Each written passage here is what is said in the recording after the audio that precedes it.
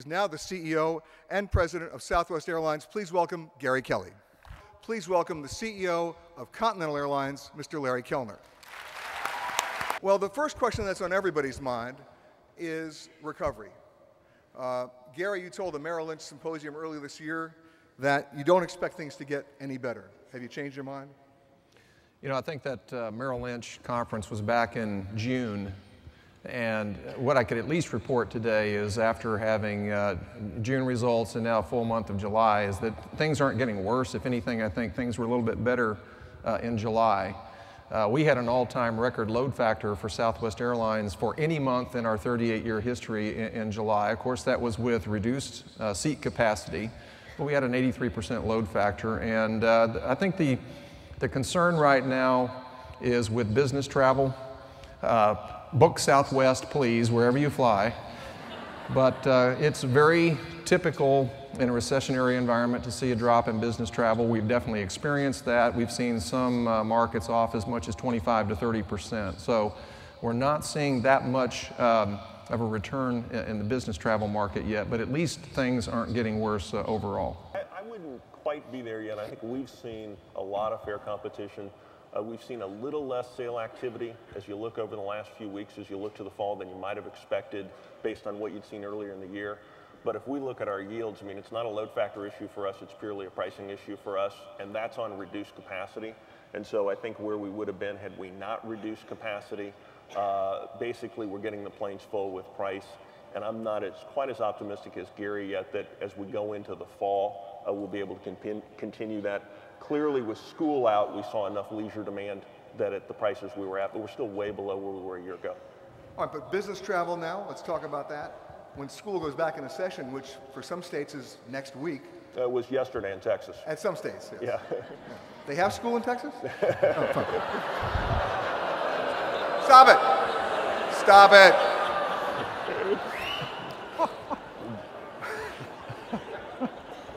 With school back in session, what do you foresee now as business travel market's going to come back? Because people are sitting at home looking at each other saying, I'm not used to seeing you at home for 5 days in a row, please go have a meeting. Well, I think for us there's a couple of things. One is that business travel has traditionally started back up about the second week in September. And so we're just getting to the point where we'd see the bookings for that business travel that comes in the last couple of weeks, that best kind of business travel. We're very interested to see what happens between the middle of September and the middle of November. You've always had this lull period where schools are back in some of the southern states, still out in New York, they're still out here in California, and so you've still got some summer leisure travel. You've also got a lot of people who don't have kids in school who wait right until school starts kind of around Labor Day to go on vacation. And the real test for us on business traffic is kind of mid-September. Now, Larry, you and I talked about this once before, and Scott mentioned it in his speech yesterday, the concept of FaceTime versus teleconferencing and video conferencing. What do you see? What do your people in the streets say to you in your various stations about that? Well, two things, Peter. One, we see more use of video conferencing today and web conferencing and everything else than we've ever seen. But we had a meeting of a number of our corporate customers, and what came out of that meeting was those who'd been doing that for several years said, look, it works great for formal meetings, but it's much tougher for that kind of one-on-one contact or the things that get done informally. And so while we'll see more use of it, I still think you've got to get that sales force together, you've got to get your teams together, you've got to get your people together, and I think over time that travel will come back. Clearly groups are way down. We expect them to be down during the fall, but as we look forward, I don't think that group travel occurred because it was fun. I think it occurred because it added value and it built relationships, and I still think you'll see that come back. Now we talk about the stress, the search, the obsession with additional revenue streams. Now, many people in the room here remember last year we had Monty Brewer and Richard Anderson here, and as a point of historical fact, Richard Anderson announced, we're not charging for bags. And does everybody remember what happened the next day? Delta announced they were charging for bags. That's a serious amount of revenue, if you read your annual reports. Larry, I mean, you held out for a while, but that's a lot of revenue to leave on the table. Well, I think we looked at it. We did a couple of things. We looked at the marketplace and said, can we see share shift? We held out for about 4 or 5 months after the first announcement. We didn't see share shift to us from the carriers that had it. And second of all, We tried a small premium in our fare that lasted about 9 days, and we did it in markets where we were competitive with another network carrier that had bag fees. We were actually losing market share to them because what happened was on all the online travel agencies, because we were at a higher price, we dropped down in the display. And so we clearly figured out it didn't work to put it in the fare simply because of the way the displays worked. We weren't seeing a market share shift. I can tell you I personally, and I've been very public on this, hate the fee because I'd rather figure out a way to have it all in one package. But it was clear for Continental and where we stood from a business side that while in a lot of cases like food, we've not followed our competitors, that this was important enough to us. And we did some things that were different. For instance, we said if you have our Chase card, we won't charge you for the first bag. And so we did something that said not just elite flyers, but any frequent flyer, if you get a Chase card, we'll give you a way to work around that. In business class, in first class, we exempted the fee. So if you look today of our corporate travelers, less than 20% pay a first bag fee, either because they don't check a bag, because they're elite, because they have our Chase card. And so we tried to find solutions that allowed people to work around it. But ultimately, for us, between first and second bag fees, it'll be close to $200 million this year. And if you look at that relative to kind of what we lost last year, it was a competitive move we thought we had to make. Oh, Gary, I got to ask you. Well, I hate bag fees too. No, I do have to ask you this because using Larry's example, I mean, you held out. It's been part of your whole marketing campaign that you're not charging those fees, but you're leaving a lot of money on the table. Don't think so. We hate the bag fees too. And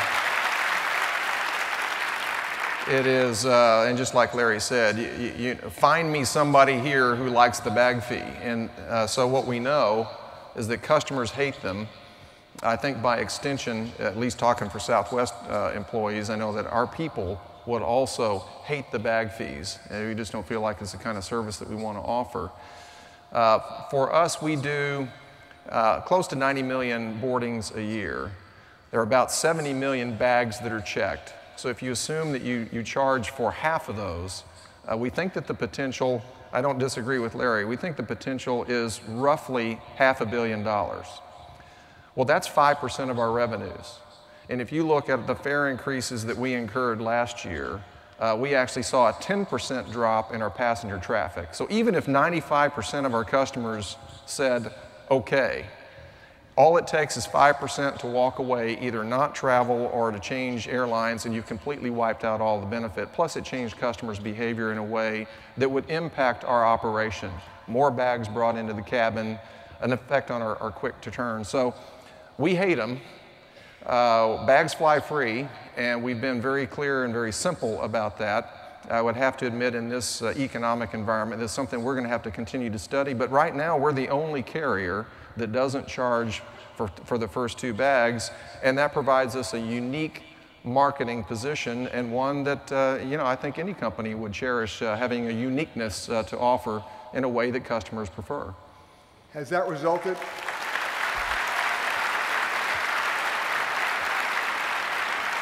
Has that resulted in a measurable market shift for you?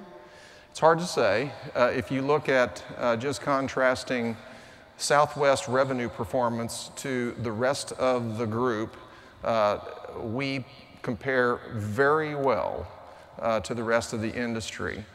And probably the closest example to Southwest is AirTran, another low-fare carrier, another low-cost carrier. They charge for bags, and again, their revenue performance is no better than Southwest Airlines. So all the evidence that we have suggests that our approach works for Southwest.